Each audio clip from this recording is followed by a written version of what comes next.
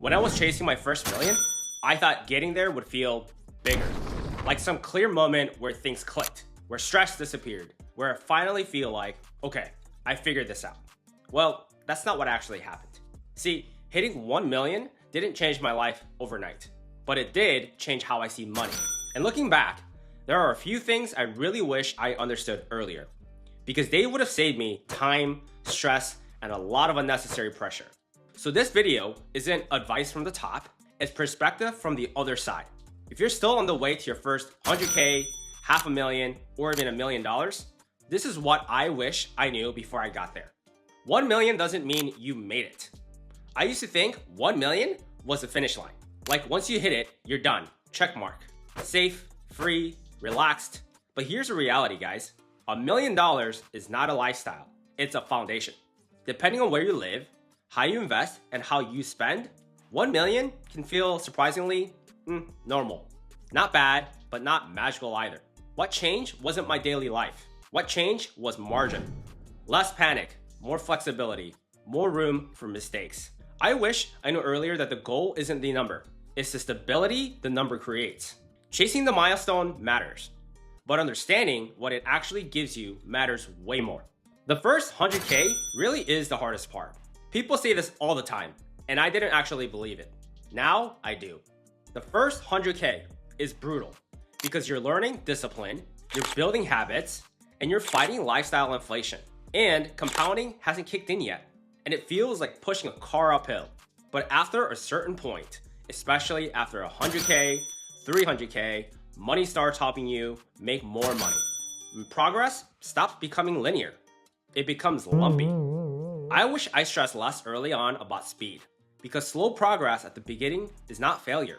It's actually normal. The people who win are the ones who don't quit during the boring phase. Time mattered more than any smart move I actually made. I spent way too much time early on trying to be clever. Better investments, better timing, better strategies. And looking back, none of that moved the needle as much as time.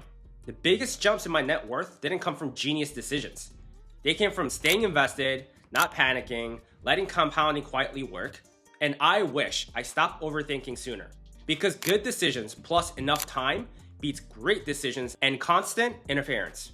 If you're doing the basics right and keep going, time becomes your unfair advantage. Avoiding mistakes matters more than big wins. So this one surprised me. I thought wealth was about finding the upside, but in reality, it was about avoiding the downside. It's the inverse. Most of the damage people do to their finances come from overtrading, lifestyle inflation, panic selling, chasing the hype, or trying to level up too fast. I didn't become wealthy by hitting home runs. And I mean it. I became wealthy by not blowing up, not undoing progress, not getting bored and reckless. And I wish I focused earlier on what not to do instead of always looking for the next move. Because stability compounds faster than excitement. Your behavior matters more than your income. And this is a big one. I've met people who make way more than I ever did and are still broke. And I've met people with average income who quietly built serious wealth.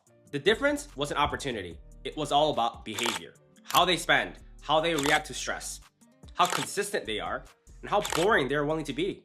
I really wish I understood sooner that income gets you started, but behavior decides whether you finish or not.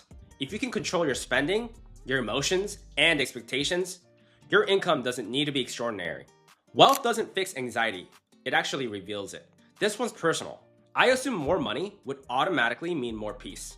It helps, but it doesn't replace inner work. If you're anxious with 10K, you'll find something to worry about with 1 million.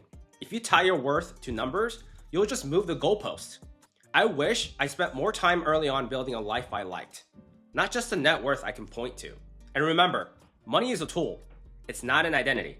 Simple systems beat motivation every time. I personally didn't build wealth by staying motivated.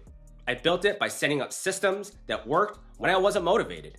I'm talking about automatic investing, simple portfolios, clear rules, and low decision making. I wish I stopped trying to feel ready and just committed to boring consistency earlier. Because motivation fades, but systems do not. The real lesson I wish I learned sooner. If I had to sum it all up, it's this. Wealth isn't about intensity. It's about continuity. You don't need to be perfect. You don't need to be early. Definitely don't need to be brilliant. You just need to stay in the game long enough without sabotaging it yourself. If you're on the path right now and it feels slow or unglamorous, that's probably a good sign. If this video helped, hit that like button and hit subscribe for more. Thanks for watching, and I'll see you in the next one.